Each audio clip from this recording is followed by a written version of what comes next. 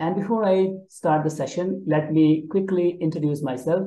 My name is Arvind Singh, and basically I'm from Gupta Kashi, which is one of the most scenic places in the Kedarnath region of Uttarakhand. And regarding my educational qualification, I completed my bachelor's degree in science back in 2012. And if you talk about my experience in teaching, so I have been teaching spoken English and grammar for last 3 years. So it's been more than 3 years now. तो 3 साल से ज़्यादा हो गए हैं मुझे English पढ़ाते पढ़ाते।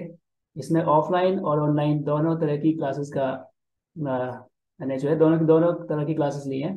तो अभी मैं आपको बताऊंगा कि जो 100 आवर रोड मैप मैंने तैयार किया है उसके अंदर हम क्या क्या कवर करेंगे। तो इसमें हम ग्रामर के वोकेबलरी और रीडिंग कॉम्प्रिहेंशन और जो प्रीवियस ईयर जो क्वेश्चंस है या जिनको हम मॉक प्रैक्टिस बोल सकते हैं, तो वो सारा का सारा हम कवर करेंगे 100 आवर्स के अंदर।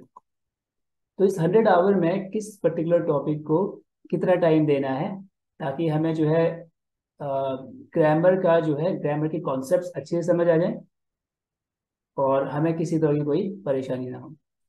ठीक है। तो ये जो सिलेबस मैंने तैयार किया है, ये जितने भी कंपैरेटिव एग्जाम्स है, फॉर एग्जांपल एनडीए, सीडीएस या एमटीएस, ठीक है, या जितने भी एग्जाम्स हैं जहाँ पे इंग्लिश एक बहुत इंपॉर्टेंट फैक्टर होता है अच्छा स्कोर करने में। ठीक, तो पहले देख लेते हैं कि कहाँ कितना कितना जो है इसमें हम टाइम किसको कितना टाइम देंगे।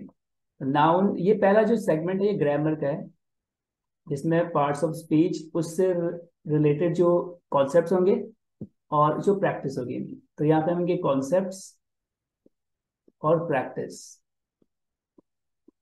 दोनों ही करेंगे। ठीक, फिर आएंगे हम रीडिंग कॉम्प्रिहेंशन, जिसमें पैराजम्बल्स हो गए, सेंटेंस इंप्रूवमेंट और सेंटेंस कंप्लीशन। मतलब पढ़ के चीज़ों को समझने को हम बोलते हैं रीडिंग कॉम्प्रिहेंशन। तो उसको कवर करने के लिए हम जो है करीब करीब 16 आवर्स की क्लासेस लगाएंगे। ठीक है। फिर वोकेबलरी जो है, वोकेबलरी एक ऐसा सेगमेंट है इंग्लिश का, इस पे कोई भी क्लेम नहीं कर सकता कि उसको सब कुछ आता है। So it's a never ending process. ये ऐसा है कि आप न्यूज़पेपर से जितने वर्ड्स पिक कर सकते हो, या आप किसी का इंटरव्यू सुन रहे हो, कुछ ऑडियो वीडियो या रीडिंग के थ्रू कुछ भी आप देख रहे हो, वहां से जितने वर्ड्स मिल रहे हैं उनको नोट करते रहो और उनकी प्रैक्टिस करते रहो। ऐसी वोकेबलरी जो है हमारी इंक्रीज होगी। ठीक है। फिर भी जो बहुत इंपॉर्टेंट वोकैब्स और ईडियम्स एंड फ्रेजेस है उनको हम कवर करेंगे। तो इस पर टाइम लगेगा 35 to 40 आवर्स, और ये इस पर तो जितना टाइम लगाएंगे उतना कम हो जाता है, कम पड़ जाता है। ठीक है। फिर PY Qs, previous year questions और जो मॉक प्रैक्टिस एक्सरसाइजेज है वो करेंगे। ठीक, इस पर भी हम अच्छा खासा टाइम देंगे। तो एक डेमो मैं यहाँ से एक टॉपिक पिक करता हूँ, which is subject verb agreement. इसको देखो हम कॉन्सेप्चुअली कैसे करेंगे। एक तो होता है रूल्स रटना। ठीक है, बुक्स में आपको बहुत सारे रूल्स मिल जाएंगे, लेकिन उन रूल्स को अगर हम समझेंगे, कॉन्सेप्ट समझना है, फिर हमें रूल्स रटने की जरूरत नहीं पड़ेगी। चलिए देखते हैं कैसे। तो अभी मैं जो करने वाला हूँ वो है सब्जेक्ट वर्ब अग्रीमेंट। तो सब्जेक्ट और वर्ब के बीच जो अग्रीमेंट है या जो कॉन्ट्रैक्ट है, अग्रीमेंट क्या होता है, एक कॉन्ट्रैक्ट है इन दोनों के बीच। इसमें वर्ब कहती है कि अगर सब्जेक्ट सिंगुलर होगा, ठीक है, तो मैं भी सिंगुलर हो जाऊंगी, बस इतना सा कॉन्सेप्ट है। और अगर सब्जेक्ट प्लूरल हो गया तो वर्ब भी अपनी प्लूरल फॉर्म में आ जाएगी। फॉर एग्जाम्पल, अ बॉय है, और अगर मैं एक वर्ब ले रहा हूँ गो, ठीक है, तो गो का सिंगुलर होता है गोज। और यही अगर टू बॉयज हो जाए या फिर दो से ज्यादा हो जाए, इंग्लिश में वन प्लस को हम प्लूरल बोलते हैं। जैसे वन में एक चीज में एक और ऐड हो जाता है, थोड़ा सा भी ऐड हो गया तो प्लूरल बन जाता है वो। ठीक, तो द बॉयज गो, ये हो जाएगा सब्जेक्ट वर्ब का अग्रीमेंट। ठीक है।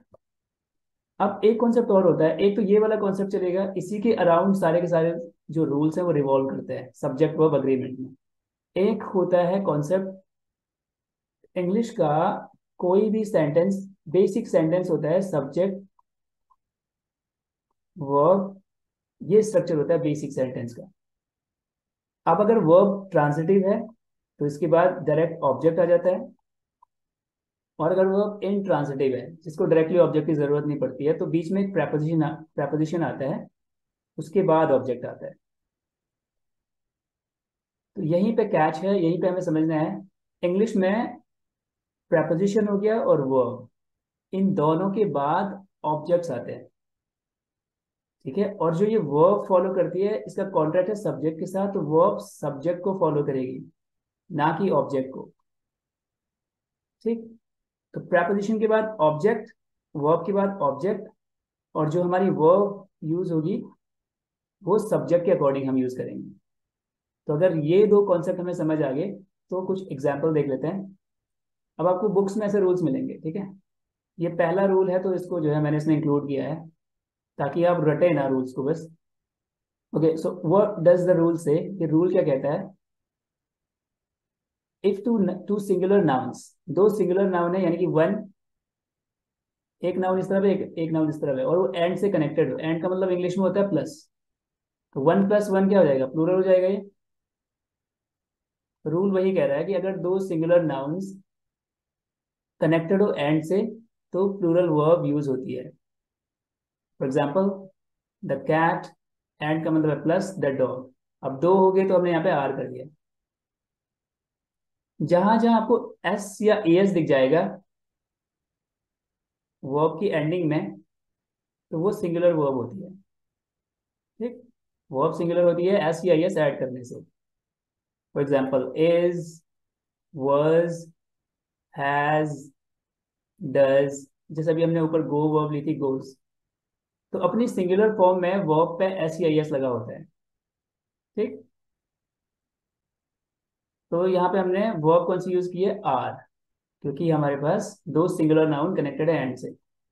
Similarly the teacher, the student, and का मतलब होता है प्लस, दोनों ऐड हो गए तो इसलिए हमने यहाँ पे आर किया ना कि इज, ठीक। अच्छा, अब ये रूल हमें रटना नहीं है क्योंकि कभी कभी क्या होता है कि दो सिंगुलर नाउन्स होंगे, एंड से कनेक्टेड होंगे, लेकिन वो रिफर करते हैं सेम पर्सन, थिंग और आइडिया को। यानी कि कभी कभी ऐसा होगा दो नाउन्स एज ए यूनिट काम करेंगे, एक यूनिट की तरह काम करेंगे, same idea, same person, same thing को दिखाने के लिए। तो उस केस में उनको हम अलग अलग काउंट नहीं करेंगे। अब जब हम अलग अलग काउंट नहीं कर रहे हैं तो उसको एक यूनिट की तरह हम ट्रीट कर रहे हैं, मतलब वर्ब भी हमारी सिंगुलर आएगी, ठीक है। एग्जाम्पल देख लेते हैं।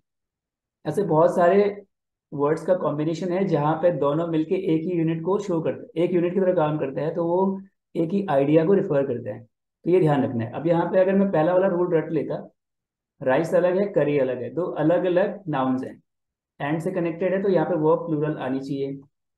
पर ऐसा नहीं होगा क्योंकि राइस एंड करी क्या है, एक यूनिट की तरह काम कर रहे हैं, और जब ये यूनिट की तरह काम करते हैं तो वो एक मील बन जाता है। मील, मील क्या होता है? ब्रेकफास्ट, लंच, डिनर, जो हमारा प्रॉपर फूड होता है ना, प्रॉपर खाना जो होता है दिन का। जनरली अ, तीन जो हमारे खाने होते हैं दिन के, सुबह का, दिन का और रात का, तो वो हो जाता है मील। तो क्या कह रहा है? Rice and curry is a staple meal. Staple मतलब होता है बेसिक, एक बहुत बेसिक या बहुत कॉमन मील होता है मैनी हाउस होल्ड्स में, क्या? राइस एंड करी, ठीक। तो यहाँ पे इसलिए इज करा है ना कि आर। सिमिलरली ब्रेड एक नाउन है, बटर एक नाउन है, सिंगुलर नाउन है, ये भी सिंगुलर नाउन है, एंड से कनेक्टेड है तो प्लूरल होना चाहिए था इसको, यानी कि यहाँ पे आर आना चाहिए था, पर नहीं, क्योंकि ब्रेड एंड बटर का मतलब होता है लाइवलीहुड, किसी की जो आजीविका है, रोजी रोटी है, उसको हम बोलते हैं ब्रेड एंड बटर। तो bread and butter is essential for one's existence, किसी के अस्तित्व के लिए, किसी के भी अस्तित्व के लिए ब्रेड एंड बटर यानी लाइवलीहुड, इसेंशियल मतलब बहुत जरूरी है, जिसके बिना काम नहीं चल सकता। तो यहाँ पे इज आया ना कि आर, ठीक। सो दो सिंगुलर नाउन एंड से कनेक्टेड थे जब, तब हम प्लूरल वर्ब यूज कर रहे थे। लेकिन अगर वो दो सिंगुलर नाउन्स एक ही आइडिया को रिफर करे, एक ही आइडिया, एक ही पर्सन, एक ही थिंग को रिफर करे, तो फिर वर्ब सिंगुलर आती है, ठीक। चलिए, अब अगला कॉन्सेप्ट है, अगला रूल है जो कि बेस्ड है उसी कॉन्सेप्ट पे जो भी बताया था आपको ऊपर, कि इंग्लिश में वर्ब के बाद ऑब्जेक्ट, क्योंकि सेंटेंस ऐसे बनता है सब्जेक्ट वर्ब ऑब्जेक्ट, और अगर वर्ब इंट्रांसिटिव हो, ठीक है, तो अगर तो प्रेपोजिशन आएगा फिर ऑब्जेक्ट आएगा। मतलब क्या है इसका, वर्ब के बाद ऑब्जेक्ट, प्रेपोजिशन के बाद ऑब्जेक्ट, और सब्जेक्ट हमेशा, सॉरी, जो वर्ब हमेशा जो आएगी वो वर्ब को देख के आएगी। तो आपको कुछ ऐसा रूल मिलेगा बुक्स में लिखा हुआ, इफ टू नाउन्स और pronouns are connected by with, besides, with मतलब किसी के साथ, ठीक है, बिसाइड्स हो गया किसी के अलावा, मतलब ऐड करते हैं जब हम चीजों को, इसके अतिरिक्त बोलते हैं ना, इसके अतिरिक्त ऐसा भी, तो बिसाइड्स, लाइक वर्ब भी होती है इंग्लिश में, प्रपोजिशन भी होता है। प्रपोजिशन जब हम इसको यूज करते हैं किसी की तरह, लाइक, अनलाइक वही हो गया, टुगेदर विद फिर से प्रपोजिशन है, विद प्रपोजिशन है, एज वेल एज एक प्रपोजिशनल फ्रेज की तरह काम कर रहा है, इन एडिशन टू, बिसाइड्स बोल सकते हैं इसको, rather than, and, not, accompanied by, led by. तो ऐसे बहुत सारे वर्ड्स और फ्रेजेस हैं जो कि प्रपोजिशन की तरह काम करते हैं, ठीक है। तो जो ये प्रपोजिशन की तरह काम करे, तो प्रपोजिशन के बाद क्या आएगा इंग्लिश में, ऑब्जेक्ट, और वर्ब हमारी आएगी सब्जेक्ट को देख के। तो ये रूल क्या कह रहा है कि अगर एक नाउन के बाद, कोई नाउन है हमारे पास, नाउन मतलब क्या होता है, नाउन सब्जेक्ट ऑब्जेक्ट का काम कर सकता है, तो नाउन का मतलब यहाँ पे सब्जेक्ट है, ठीक है। एक नाउन के बाद अगर ये सारे के सारे वर्ड्स आ जाए यहाँ पे, यानी कि अगर नाउन के बाद प्रपोजिशन आ रहा है या प्रपोजिशनल फ्रेजेस आ रहे हैं, फ्रेजेस का मतलब दो या दो से ज्यादा वर्ड्स फ्रेज हो जाते हैं इंग्लिश में, ठीक है। तो वर्ब कह रहा है, जो ये वर्ब आएगी वो इस नाउन को देख के आएगी। एक नाउन है, उसके बाद प्रपोजिशन है, और फिर एक नाउन है या प्रोनाउन हो सकता है। तो जो वर्ब उसके बाद जो वर्ब आएगी वो ऑब्वियस सी बात है कि नाउन को देख के आएगी, जो पहला वाला नाउन है। कह रहा है, यहाँ क्या कह रहा है, the verb is use as per the formal subject. Formal होता है जो पहले, दो चीजों में जो पहले होता है उसको बोलते हैं फॉर्मल, बाद वाले को बोलते हैं लेटर, ठीक है। तो फॉर्मल का मतलब होता है जो पहले है।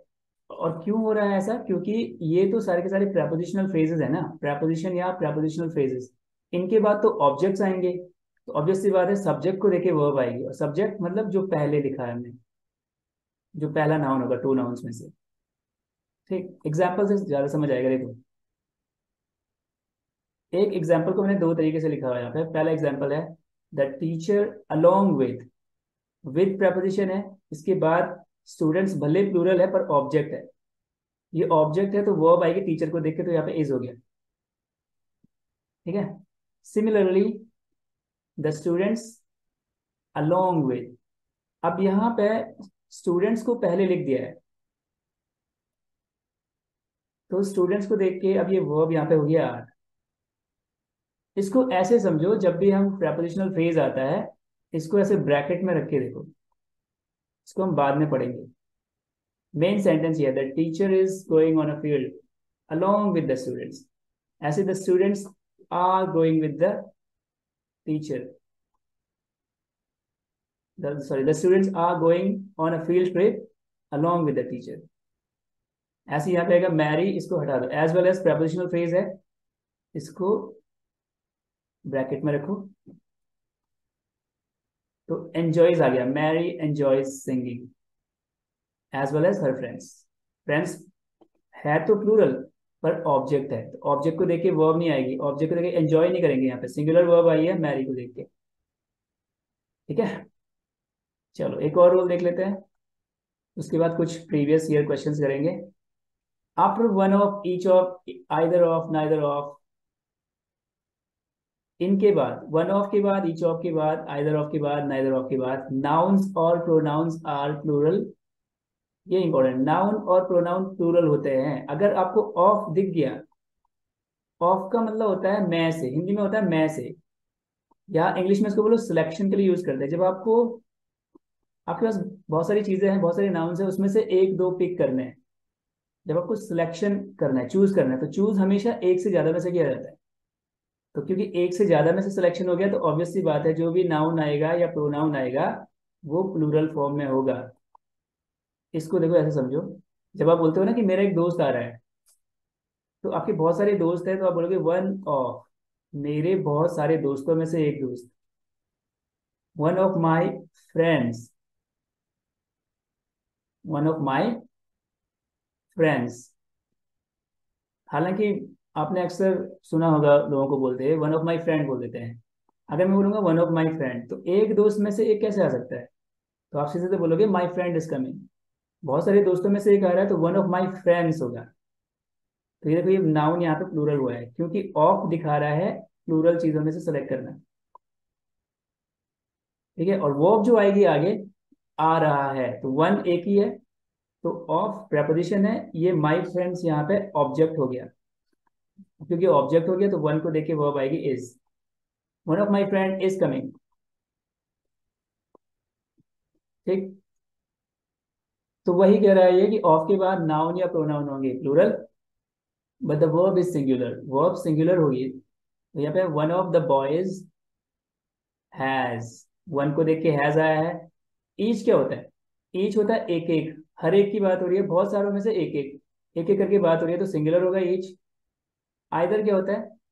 आइदर होता है वन आउट ऑफ टू, दो में से एक, दो में से कोई भी एक उसको बोलते हैं, तो दो में से एक की बात हो रही है तो एक क्या है? सिंगुलर, तो इसलिए सिंगुलर वर्ब आएगी। नाइदर क्या होता है? जीरो आउट ऑफ टू, दो में से जब जीरो की बात करेंगे, जैसे दोनों ही स्कूल नहीं आए आज, दोनों ही स्टूडेंट्स स्कूल नहीं आए। Neither of the students, neither of the students has होगा अटेंडेड दिस, ठीक है, स्कूल, अटेंडेड द क्लास। तो नाइदर को देखे वर्ज आया है, आइदर को देखे इज आया है, ठीक, ईच को देखे हैज आया है। क्योंकि ये सिंगुलर होते हैं और ऑफ तो प्रेपोजिशन है, प्रेपोजिशन के बाद ऑब्जेक्ट आते हैं। स्टूडेंट्स को देख के, बॉयज को देख के, देम को देख के, देम को देख के वर्ब नहीं आएगी, वर्ब अगर आनी है तो सब्जेक्ट को देख के आएगी। ठीक, let's move on to some previous year questions ताकि हमें और क्लैरिटी आ जाए। चलिए देखो, द बुक अलॉन्ग विथ क्या है? प्रेपोजिशनल फ्रेज है, तो द पेन क्या हो गया? ऑब्जेक्ट हो गया। सब्जेक्ट सिंगुलर है तो यहाँ पे क्या आ जाएगा? इज। एज सिंगुलर है, ईच को देख के ये क्या हो जाएगा? हैज। प्लेयर्स अगेन प्लूरल है पर ऑब्जेक्ट है क्योंकि ऑफ प्रेपोजिशन है, प्रेपोजिशन के बाद ऑब्जेक्ट आते हैं इंग्लिश में। ठीक, इसलिए यहाँ पे हैज हो जाएगा। ये देखिए, lime and soda is a digestive drink, ये बिल्कुल सही है, इसमें कोई एरर नहीं है। क्यों? क्योंकि लाइम एंड सोडा, लाइम अलग नाउन है सिंगुलर, सोडा अलग नाउन है, लेकिन दोनों एक ही एक यूनिट की तरह काम कर रहे हैं, एक पर्टिकुलर ड्रिंक ड्रिंक दिखा रहे हैं ये। ठीक है, एक एक ड्रिंक, ड्रिंक बन गया दोनों को मिला के, तो lime and soda is the digestive drink. Are नहीं होगा। ऐसे one of the apples, one हमारा क्या है? सिंगुलर, एप्पल्स प्लूरल है बट प्रपोजिशन का ऑब्जेक्ट है, तो ये इसको देख के वर्ब नहीं आएगी, तो हैव जो आएगा वन को देख के वर्ब चेंज हो जाएगी हैज में। ठीक, अच्छा अगर ये सेंटेंस ऐसे होता,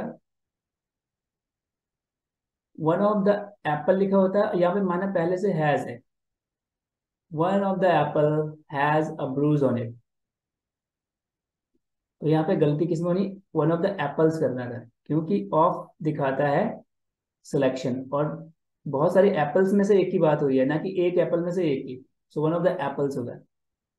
ठीक, आगे द मदर इंक्लूडिंग। अच्छा यहाँ पे एक वर्ड आया ब्रूज, ब्रूज होता है जैसे आप कभी जैसे गिर जाते हो ना, और वो आपकी स्किन पे वो ब्लू सा निशान पड़ जाता है, जैसे गिर गई, चोट लगी या घसीटते हुए आप गिरे हो, तो वो जो चोट से ब्लू जो मार्क पड़ जाता है ना, उसको हम बोलते हैं ब्रूज। एप्पल पे भी आपने देखा होगा कभी, जैसे नीचे गिर गया एप्पल तो उसमें जो है ब्लू सा निशान पड़ जाता है, so that is called bruise. चलो आगे देखो, द मदर इंक्लूडिंग, इंक्लूडिंग होता है प्रपोजिशन की तरह काम कर रहा है, हर चिल्ड्रन, उसके चिल्ड्रन, चिल्ड्रन क्या है? प्लूरल है, इसको देखिए वर नहीं आएगा, यहाँ पे वॉज आएगा क्योंकि इंक्लूडिंग प्रपोजिशन, और द मदर सिंगुलर सब्जेक्ट है, इसको देखिए वर्ड्स।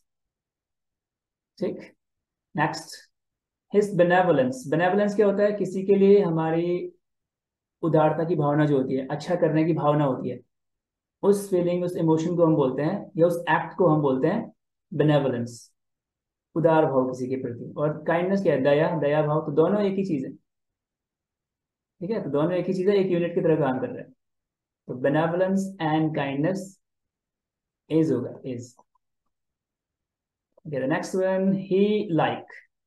अब यहाँ पे ही लाइक्स मत कर देना, सब्जेक्ट वर्ब अग्रीमेंट को फॉलो करते हुए, क्योंकि यहाँ पे लाइक वर्ब नहीं है, प्रेपोजिशनल, सॉरी प्रेपोजिशन है। फैमिली के और मेंबर्स की तरह वो भी, ऐसा है इसका मतलब। तो वो ही किस अकॉर्डिंग क्या आ जाएगा? वर्ड्स। क्योंकि लाइक प्रेपोजिशन है, प्रेपोजिशन के बाद जो ये अदर मेंबर्स ऑफ फैमिली है, ये ऑब्जेक्ट की तरह काम करेगा ये फ्रेज। तो इसलिए यहाँ पे क्या हो जाएगा? वर्ड्स। ठीक। ओके, नेक्स्ट है ईच ऑफ द कार्स। तो यहाँ पे क्या? Each of the cars, each के साथ क्या आ जाएगा? नीड्स। और आखिरी हमारे आखिरी सेंटेंस है, have either of the students, sorry, either of the candidates have been selected for the branch manager, for the post of branch manager. तो either क्या होता है? 1 out of 2। तो एक की बात हो रही है तो have नहीं आएगा, has। ठीक, बोलना चाह रहे हैं कि दोनों में से कोई भी एक सिलेक्ट हो चुका है क्या ब्रांच मैनेजर की पोस्ट के लिए। ठीक है, तो इस तरीके से हमने क्या करना है? कॉन्सेप्ट को सीखना है, ग्रामर को कॉन्सेप्चुअली सीखना है, ना कि रूल्स रट के। ठीक। मैं आपको जो है लिंक शेयर कर दूंगा क्लासेस का, लाइव क्लासेस का। और अगर आप कंसिस्टेंटली जो है, बिल्कुल फोकस के साथ, कंसिस्टेंसी के साथ, और पेशेंस बहुत ज़रूरी है, क्योंकि एक दिन में नहीं सीखा जाता। ठीक है, इट टेक्स टाइम, और पेशेंस रिक्वायर्ड होता है अगर आपको कुछ सीखना है अच्छे से। ठीक है, तो कंसिस्टेंसी के साथ, पेशेंस के साथ, फोकस के साथ आप क्लासेस अटेंड करो, and I am pretty sure you will get benefited a lot. ठीक है, मैं जल्दी ही लिंक शेयर कर दूंगा। Until then, take care and जय हिंद।